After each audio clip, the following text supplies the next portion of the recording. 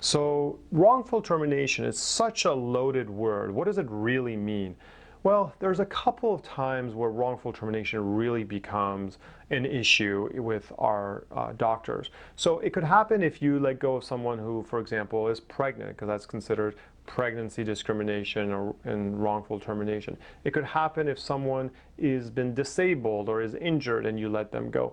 In essence, it's any time that you let go of somebody that violates some sort of federal or state rule. Now, what we see frequently is what's called retaliation. Now, retaliation happens when something occurs, right? The employee doesn't show up on time. They say something to another employee.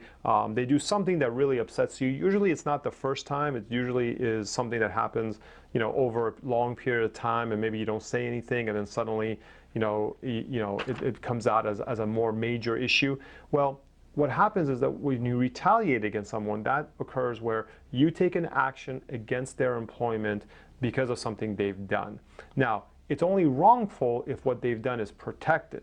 So, for example, let's say they bring up an issue, a HIPAA issue or a OSHA issue with your office, and they raise a complaint about that, and then you take an action against them. You fire them, you reduce their hours or whatnot. Then that could be considered wrongful termination, assuming that you end up, terminating them.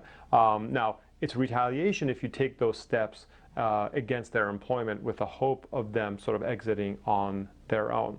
So wrongful termination is a loaded word. It encompasses a lot of different things, but just remember, try not to act without thought.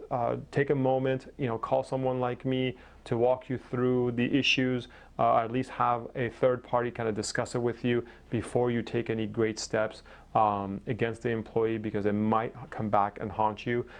If you have any questions about this, don't hesitate to give us a call. We can walk you through it. Thanks.